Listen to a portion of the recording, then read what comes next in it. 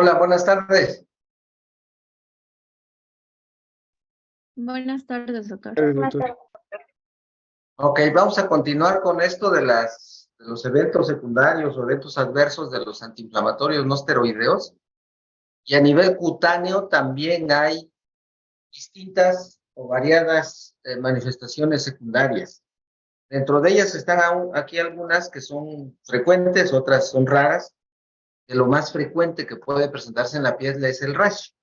Cualquier paciente puede tomar un naproxeno, un diclofenaco, cualquier antiinflamatorio, y horas después o inclusive minutos después pueden tener un rash, ¿cómo se llama esto?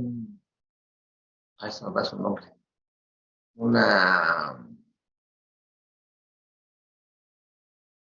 ahorita me acuerdo. ¿Ok? Y entonces, tener mucho prurito. ¿Ok? Entonces puede deberse a cualquiera de los antiinflamatorios, no hay alguno en particular que sea más frecuente que otro. A veces puede ser tolerable por el paciente y seguir con su tratamiento, pero hay otros que se les exacerba o se les incrementa conforme las dosis van incrementándose. Entonces habrá que suspender el antiinflamatorio y probablemente si ustedes lo cambian por otro antiinflamatorio puede suceder otra vez lo mismo. ¿Ok? Entonces quizás sea el momento mejor de suspender el antiinflamatorio y dar otra alternativa de tratamiento para combatir la inflamación y o el dolor. La urticaria también se puede presentar, esto viene siendo más raro, ¿sí? Pero también puede llegar a ser muy molesto para el paciente si llega a presentar la urticaria. La fotodermia ya es más rara y ya se va dando con ciertos fármacos antiinflamatorios, no con todos. Dentro de ellos destaca mucho el naproxen, el diclofenaco, el ibuprofeno, ¿ok? Los oxicams, con ellos hay bastantes cuadros de fotodermia. Ya va siendo más raro dentro del ámbito de la dermatología, pues el eritema polimorfo, el eritema pigmentado fijo, la dermatitis exfoliativa, el síndrome de Steven-Johnson. Ya son cuadros más raros, pero van representando mayor gravedad, sobre todo el Steven-Johnson. El Steven-Johnson que yo he visto por algún antiinflamatorio, se ha dado por alguno de los oxicams. Con los otros va siendo menos frecuente. Quizás no he visto Steven Johnson desencadenado por otros antiinflamatorios que no sean los oxicams. ¿Ok? El tratamiento pues va encaminado a la suspensión del antiinflamatorio, el apoyo para controlar estos síntomas, puede incluir inclusive hasta la hospitalización del paciente cuando se trata de un Steven Johnson grave. ¿Ok? También puede haber eventos o reacciones adversas a nivel del sistema nervioso central. Aquí no es con todos. Se dan más las reacciones adversas a este nivel con los indoles, con la indometacina, con la acemetacina, con el sulindaco. Con ellos se dan estas reacciones adversas. Y van desde cefalea, vértigo, tinnitus, acúfenos, fosfenos, que es de lo más frecuente. Muchas veces el paciente que toma indometacina pues nos habla y nos dice, ¿sabe qué, doctor? No aguanto el dolor de cabeza o me siento muy mareado, tengo vértigo con la indometacina que me estoy tomando, o siento zumbidos en los oídos, etcétera. Entonces, habrá que cambiarlos, habrá que darle otro antiinflamatorio. Dentro de estas manifestaciones o reacciones adversas a nivel del sistema nervioso central, estas otras son mucho más raras. La confusión, la depresión, la excitación psicomotriz, el síndrome orgánico cerebral y la meningitis aséptica. La meningitis aséptica se ha relacionado con la ingesta de ibuprofeno, no con otros antiinflamatorios. Se menciona que con ibuprofeno se han reportado casos de meningitis aséptica. Hay que tener cuidado porque si ustedes se acuerdan, mencionábamos en un principio que el ibuprofeno es uno de los antiinflamatorios más vendidos, de los que más se utilizan todos los días, ¿ok? En cualquier área de la medicina se prescribe mucho ibuprofeno. Preguntas de todo eso que vimos, de todas las reacciones adversas, puede haber a otros niveles, pero va siendo más raro, ¿ok? Reacciones adversas de las más frecuentes tubo digestivo, no hay vuelta de hoja, y prácticamente con todos. ¿Ok? ¿Alguna pregunta?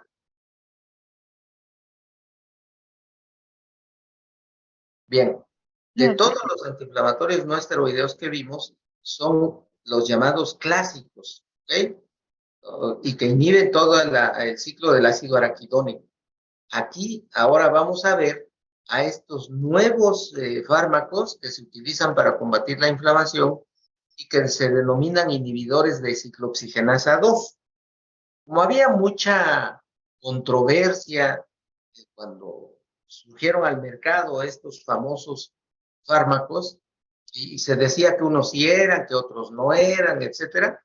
Entonces hubo un consenso, hubo un grupo de expertos en estos temas que se reunieron para definir realmente cuál era propiamente un inhibidor de ciclooxigenasa 2 específico. Y con esta reunión o con este consenso se llegaron a la siguiente determinaciones. ¿Qué era o qué es un inhibidor de ciclooxigenasa 1 específico? Es una sustancia que inhibe exclusivamente la enzima ciclooxigenasa 1 sin ningún efecto sobre la actividad de ciclooxigenasa 2. Y el ejemplo más claro de esto es la aspirina a dosis bajas. ¿Okay? Entonces dijo, ¿qué es un inhibidor que inhibe exclusivamente la enzima ciclooxigenasa 1? Pues es una aspirina a dosis bajas. Después dijeron, ¿qué es un inhibidor de ciclooxigenasa no específico?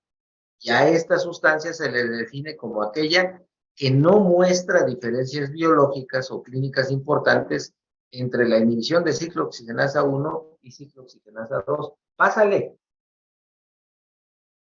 Y ahí están todos los antiinflamatorios no esteroideos que ya hemos revisado. Todos los que mencionábamos hace un momento son inhibidores de ciclooxigenasa no específicos.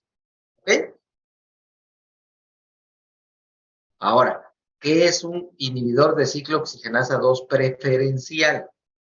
Es aquella sustancia o agente que muestra cierta actividad antiinflamatoria a dosis que inhiben ciclooxigenasa 2, sin causar inhibición significativa de ciclooxigenasa 1, aunque a dosis mayores también puede inhibir ciclooxigenasa 1. Y ahí tenemos algunos ejemplos, como estos que están mencionados acá, de los cuales he platicado con ustedes exclusivamente del meloxicam. De los otros dos, como es nimesulide, no lo utilizamos nosotros porque el nimesulide es un antiinflamatorio para cuadros agudos, para inflamación aguda, no para inflamación crónica como la que nosotros utilizamos en la mayoría de nuestros pacientes. Y en todo laco que no haya en México. Ahora sí, ¿qué es un inhibidor de ciclooxigenasa 2 específico? Es un medicamento que a dosis terapéuticas no produce inhibición significativa de ciclooxigenasa 1 y que bioquímicamente muestran una diferencia 100 veces mayor en la concentración inhibitoria de ciclooxigenasa 2 contra ciclooxigenasa 1. Y ahí tenemos a estos inhibidores de ciclooxigenasa 2 específicos que utilizamos todos los días, encabezados por el rofecoxib y por el etoricoxib. Algunos otros ya no existen en el mercado, ¿ok? Por alguna razón que ahorita voy a comentar con ustedes, ya no existen en el mercado, ¿ok? Entonces, el celecoxib es el inhibidor ciclooxigenasa 2 específico más vendido a nivel mundial. Cuando fueron lanzados al mercado estos fármacos, se creía que por esta actividad que tenían, no iban a mostrar o no iban a tener efectos secundarios. De hecho, así se promocionaban. Sin efectos secundarios, usted puede prescribir con toda confianza celecoxib. Pero realmente no fue así. Tiempo después, con el uso ya clínico de estos productos, pues ya se fueron encontrando sus reales efectos adversos. ¿Ok? De todas maneras, ya sabemos en dónde pueden tener efectos secundarios y tenemos cuidado cuando prescribimos estos fármacos. En la actualidad son de los antiinflamatorios más prescritos a nivel mundial. ¿Ok? El celecoxib es un buen antiinflamatorio que se prescribe en un rango de dosis que va de 100 a 400 miligramos al día. ¿Ok? Las cápsulas vienen de 100 y de 200 miligramos. Generalmente, cuando iniciamos tratamiento, iniciamos como dosis de ataque 400 miligramos al día, o 4 o 5 días. Y después de ahí le disminuimos a 200 miligramos todos los días. Esa es una de sus grandes ventajas que tiene el Celecoxib o este grupo de fármacos, que son prescritos o se deben de prescribir una vez al día. ¿Ok? Entonces, iniciamos con 400 miligramos y después disminuimos a 200 miligramos y en algunos pacientes, inclusive hasta se pueden dar 100 miligramos todo. ¿Ok? El Celecoxib únicamente se puede administrar por vía oral. No hay ninguna otra vía de administración del Celecoxib. El nombre comercial más conocido de Celecoxib es el Celebrex. ¿Sí? Ya han perdido todos ellos su patente. Entonces hay otros nombres comerciales de Celecoxib y hay también ya productos con presentación genérica. ¿Ok? Después del Celecoxib, de hecho el Rofecoxib fue el primero que se lanzó al mercado. Sin embargo, cuando empezó a tener sus diferentes efectos secundarios o reacciones adversas graves, fue prohibido en Estados Unidos por la FDA y en cadenita se vino a todo el mundo y finalmente el laboratorio mejor lo retiró del mercado. Pero el Rofecoxib, por eso tiene esa crucecita, que quiere decir que ya se murió. El Rofecoxib fue el inhibidor de ciclooxigenasa 2 más prescrito a nivel mundial. Fue el primero en salir al mercado. El segundo fue el Celecoxib. Y el Rofecoxib tuvo una historia pues dramática por sus efectos secundarios que se presentaron en cierto grupo de pacientes, particularmente de edad avanzada, en pacientes ya grandes, en los cuales se empezaron a correr diferentes estudios de investigación manejando dosis muy altas del Rofecoxib. De ahí que se presentaran los efectos secundarios. Por eso siempre les recomiendo, les digo, no rebasen las dosis recomendadas, porque si no, se van a incrementar los efectos secundarios. Y eso fue lo que pasó con Rofecoxib. Tuvo ese problema y finalmente se retiró del mercado. ¿Ok? Tiempo después de que el Celecoxib salió al mercado, apareció el Etoricoxib. Es el segundo de este grupo de medicamentos más vendido a nivel mundial. El Etoricoxib tiene un rango de dosis que va de 60 a 120 miligramos al día. De igual manera, ustedes pueden iniciar con 120 miligramos durante 5 a 7 días y después disminuirle sí, el rango de dosis va de 60 a 120, pero hay comprimidos de 60, hay comprimidos de 90 y hay comprimidos de 120 miligramos. Entonces pueden iniciar con 120 y después de una semana de tratamiento disminuirle a 90 miligramos todos los días. Y en algunos pacientes inclusive, tiempo más adelante, disminuirle a 60 miligramos todos los días. ¿Ok? El nombre comercial de Etoricoxib, uno de los más conocidos, es Arcoxia, pero hay otros nombres comerciales, que también ya no tiene patente. Hay otros nombres comerciales y ya también hay presentación genérica de Etoricoxib. Más adelante está el Valdecoxib. Ese fue otra vez otro de los inhibidores de ciclooxigenasa 2 que llegaron a utilizarse, que también tuvieron eventos adversos y que posteriormente se retiró del mercado. ¿Ok? Tenemos en el mercado también el único inhibidor de ciclooxigenasa 2 que se llama Parecoxib, que viene en presentación inyectable. Su nombre comercial es Vinastat. Y los frasquitos vienen de 40 miligramos. Entonces, si tienen un cuadro agudo, un cuadro crónico agudizado, ustedes pueden iniciar con Parecoxib inyectado durante 3 días, 4 días, 5 días, ¿ok? Y después cambiarlo a alguno de estos fármacos por vía oral, ¿ok? El Parecoxib entonces es el único de esta familia que sí hay en presentación inyectable y su nombre comercial es Vinastat. Yo no sé si haya otro nombre comercial o si ya haya presentación genérica del Parecoxib, no lo sé. Y finalmente tenemos al último de esta familia en salir al mercado, que se llama Lumiracoxib. Su nombre comercial es Prexige. No sé si sigue existiendo en el mercado. Yo hace muchos años que no prescribo Lumiracoxib. Su rango de dosis iba de 100 miligramos a 300 miligramos al día. No puedo hablar mucho ya del Lumiracoxib porque ya no sé si existe en el mercado. ¿Okay? Lo que se creía que de este grupo de fármacos no iba a haber problemas con los efectos adversos, desafortunadamente, pues no fue una realidad eso. Sí se presentaron efectos adversos, inclusive les estaba yo diciendo hace unos minutos acerca de qué pasó con el Rofecoxib. Hubo inclusive muertes de personas que tomaron Rofecoxib y por eso se fue del mercado. Ahora sabemos que teóricamente se creía que no iba a haber efectos secundarios, pero ahora en la realidad sabemos que sí se presentan, particularmente a nivel cardiovascular y a nivel neurológico. Entonces, estos fármacos, de preferencia no utilizarlos en pacientes que hayan tenido el antecedente de alguna enfermedad cardiovascular, como insuficiencia cardíaca, como infarto del miocardio, o pacientes que hayan tenido eventos vasculares cerebrales. ¿Ok? O si ya son personas muy ancianas que ya saben que tienen cardiopatía isquémica o que tienen algún problema neurológico, pues evitarlos. ¿Ok? Son muy buenos. Desafortunadamente, algo que tienen en contra es que son muy caros.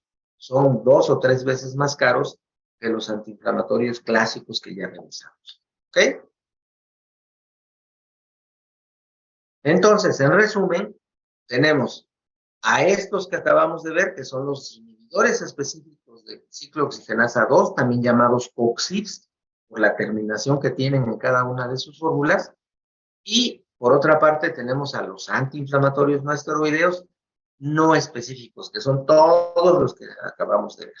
Recuerden, todos estos fármacos, tanto los COXIBs como los anteriores, son fármacos que controlan la inflamación, controlan el dolor, pero no tienen ningún efecto sobre la historia de la enfermedad.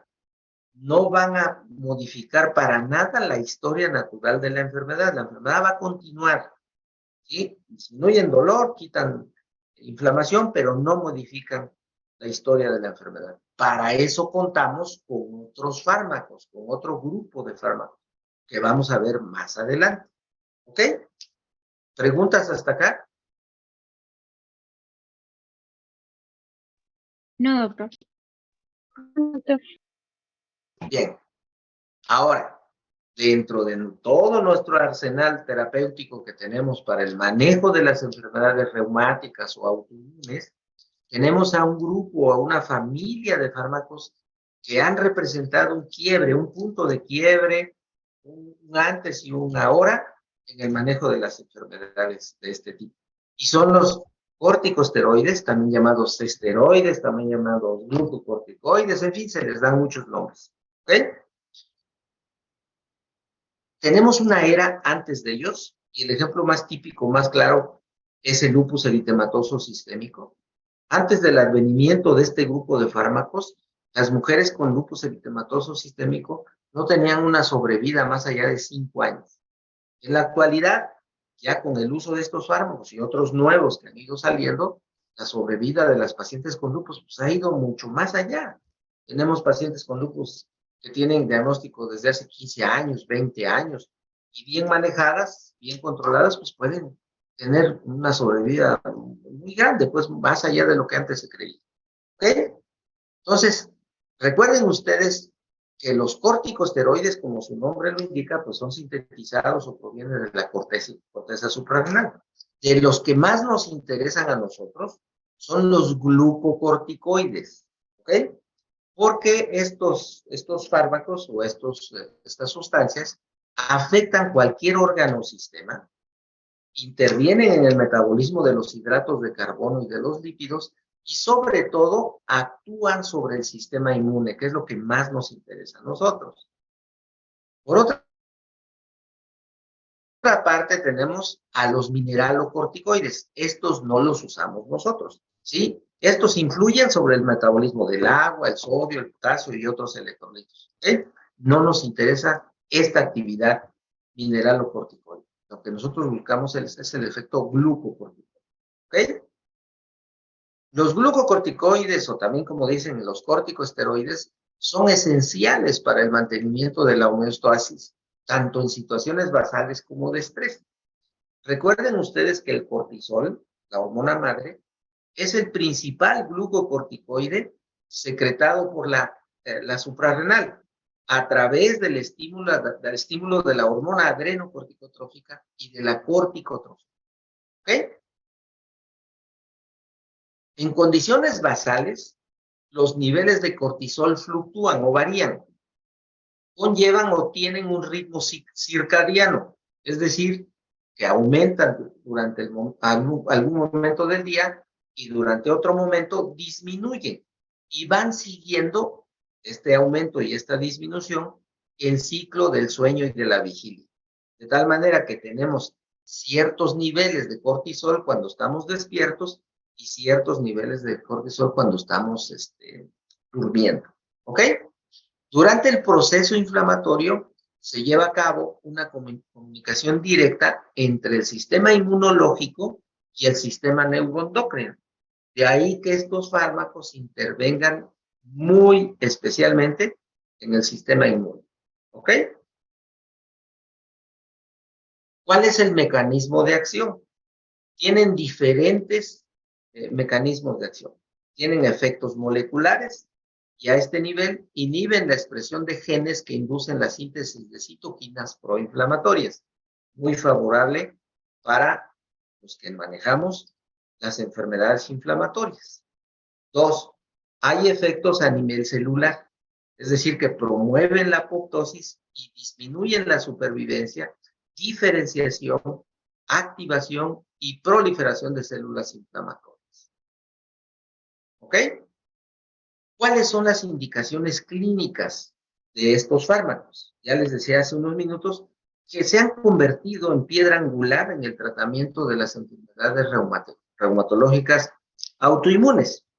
Son recomendables, esa es la recomendación nuestra siempre, que de preferencia se prescriban glucocorticoides de vida media corta o intermedia, como la prednisona, el deflazacor, la prednisolona y la metilprednisolona. Permítame un segundo.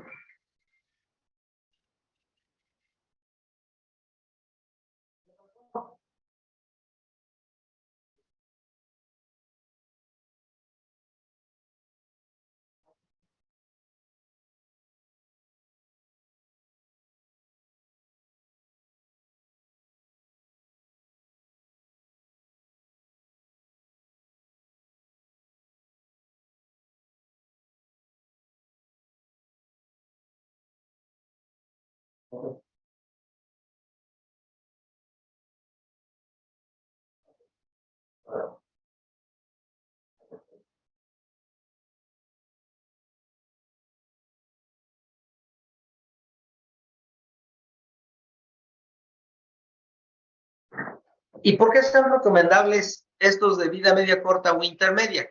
Porque tienen menor efecto supresivo sobre el eje hipotálamo hipófisis adrenal. ¿Por qué nos interesa eso? Porque si se suprime este eje, vamos a tener una mayor probabilidad de tener efectos secundarios. Todo este grupo de fármacos son muy buenos siempre y cuando sepamos utilizarlo. ¿Okay? Muchos médicos, desafortunadamente, los han satanizado o han decidido, no, son muy malos. No es cierto. Son muy buenos siempre y cuando se sepan usar. Si no lo sabemos usar, pues entonces sí podemos tener múltiples situaciones adversas con el paciente, que pueden ir desde cuestiones tan simples, como las vamos a ver, hasta cuestiones muy graves que pueden inclusive amenazar la vida del paciente. Pero muchos pacientes, no puedo darles en este momento estadísticas, pero muchísimos pacientes que tienen enfermedades autoinmunes inflamatorias graves han salvado la vida por este tipo de fármacos. Y cualquier médico se los puede decir. Lo mismo les puede decir el dermatólogo, el neurólogo, el gastroenterólogo. el oncólogo, etcétera. Muchas áreas de la medicina se involucran con el uso de estos medicamentos. ¿Ok? Estos medicamentos se pueden administrar por vía oral, que es la vía que más utilizamos. Se pueden administrar por vía tópica, es decir, en presentaciones de crema para manifestaciones dermatológicas, por vía intravenosa, por vía intraarticular y en algunos casos excepcionales o muy seleccionados por vía intramuscular. ¿Ok? Vamos a ver también que siempre se recomiendan utilizar las dosis más bajas posibles durante el menor tiempo posible. ¿Ok? Las dosis altas, como vamos a ver también, las reservamos para pacientes que tienen enfermedades graves, las cuales ponen en riesgo su vida. ¿Ok? Hablaremos, yo creo que mañana o pasado mañana, ya de las dosis propiamente que debemos de utilizar para las diferentes enfermedades autoinmunes o inflamatorias. En el manejo preoperatorio, estos fármacos también son muy útiles para que el paciente no tenga trastornos o problemas después de una cirugía, o prevenimos que se lleguen a presentar cuando el paciente va a ser operado y ha estado recibiendo este tipo de fármacos de manera crónica, como son nuestros pacientes. Muchos de nuestros pacientes que tienen enfermedades inflamatorias o autoinmunes han estado tomando fármacos de este tipo de manera crónica. Y crónica estamos hablando de no nada más de meses, inclusive de años. ¿Okay? Y por alguna razón van a ser intervenidos quirúrgicamente, tenemos que saber cómo utilizarlos en el caso de que uno de sus pacientes vaya a ser operado en las próximas horas o en los próximos días. ¿Ok? ¿Alguna pregunta hasta acá? No, doctor. Yo sé, doctor. Dime. En el caso de la prednisona en tabletas, para dejar de consumirla, ¿es recomendable dejarla consumirla por, digamos, gradualmente o de golpe, doctor? Lo vamos a ver más adelante, pero te anticipo, te adelanto, efectivamente, siempre que ustedes vayan a suspender uno de estos fármacos y que haya estado siendo administrado de manera crónica o ingerido de manera crónica, tiene que bajarse en dosis decreciente, es decir, poco a poco, para evitar las reacciones secundarias que pueden presentarse. Pero más adelante lo vamos a comentar con más detalle. ¿Ok? Gracias, doctor. Gracias. Nos vemos mañana en la facultad, por favor. Hasta mañana, doctor. Que tenga buen día.